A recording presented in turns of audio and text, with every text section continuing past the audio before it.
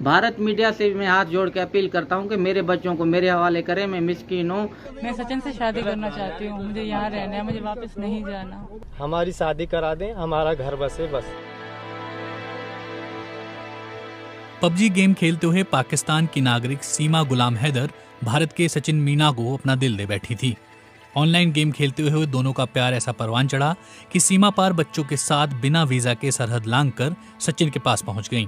लेकिन अब ये प्रेम कहानी पुलिस और भारतीय सुरक्षा एजेंसियों के जाल में उलझ गई है और दोनों को पुलिस ने गिरफ्तार कर लिया है।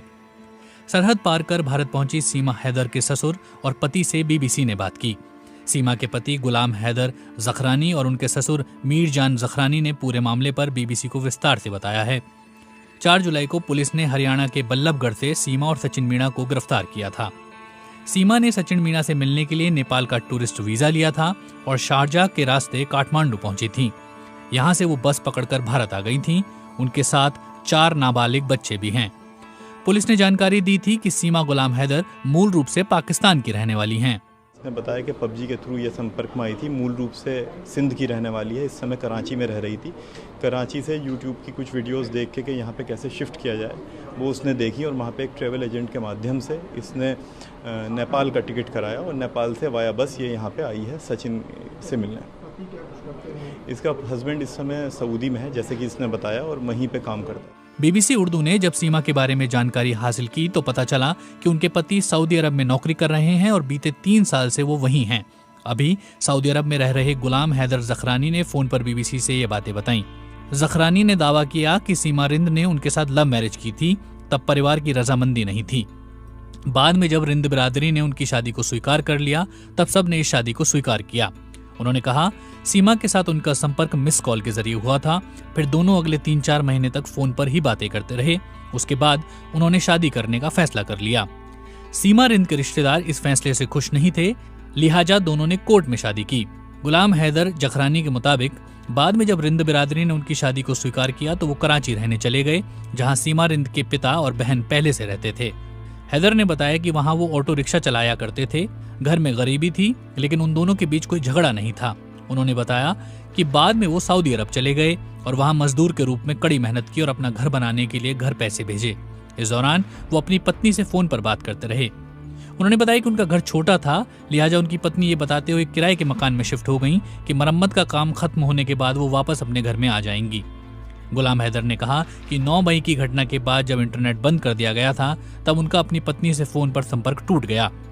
तब उन्होंने अपने साले यानी सीमा के भाई से बात की। जब उनके साले सीमा के घर पहुंचे तो मकान मालिक से पता चला कि सीमा रिंद ये कहकर चली गई हैं कि वो अपने गांव में घर खरीदने जा रही हैं और उसके बाद से वो लौटी नहीं हैं।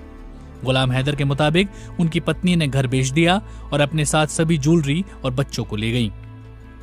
गुलाम हैदर ने कहा कि उन्हें इस दौरान कभी कोई शक ही नहीं हुआ। उन्हें अपने जानने वालों से पता चला कि उनकी पत्नी दुबई चली गई हैं। फिर उन्हें पता चला कि उनकी पत्नी नेपाल चली गई हैं।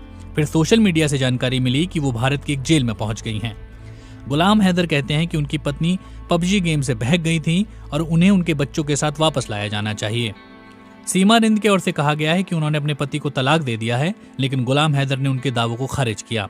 वो कहते हैं कि उन्होंने कोई तलाक नहीं दिया और वो सीमा से प्यार करते हैं। उन पर इतना विश्वास करते हैं कि घर भी पत्नी के नाम पर ही था। बीबीसी उर्दू के रियाज सोहेल को सीमा गुलाम हैदर के ससुर मीर जान जखरानी ने जैकोबाबाद से फोन पर बताया कि सीमा रिंद ने गुलाम हैदर जखरानी से शादी की थी। उन्होंने रियाज को बताया कि सीमा के रिश्तेदार उनके पड़ोस में रहते थे, जहां उनका बेटा इस लड़की से संपर्क में आया। इसके बाद वो उस लड़की के घर खैरपुर के कोट बंगलो पर गए और 2014 में उन दोनों की शादी हुई। मीर जान के मुताबिक उनके बेटे और बहू वहां से कराची चले गए, जहां उन्होंने अपना एक मकान खरीदा। उनका बेटा वहां रिक्शा चलाता था और दोनों खुश थे। फिर उनके बेटे को सऊदी अरब में नौकरी मिल गई तो वो 3 साल पहले वहां चला गया और तब से अब तक नहीं लौटा है। इस दौरान रिक्शा चलाने वाले सीमा के पिता उनके साथ रहते थे, लेकिन कुछ महीने पहले ही उनकी मौत हो गई। मीरजान ने बताया कि जब 9 मई को पाकिस्तान में इंटरनेट पर पाबंदी लगी तब से गुलाम हैदर अपनी पत्नी और बच्चों के संपर्क में नहीं है। यहाँ तक कि जब इंटरनेट सेवा बहाल की गई उसके बाद भी यही स्थिति बरकरार रही। तब गुलाम हैदर ने सीमा के भाई से बात कर उन्हें इसकी जानकारी दी कि उनका परिवार उनसे संपर्क में नहीं है। इधर मीरजान भी अपने बेटे के अनुरोध पर कराची गए।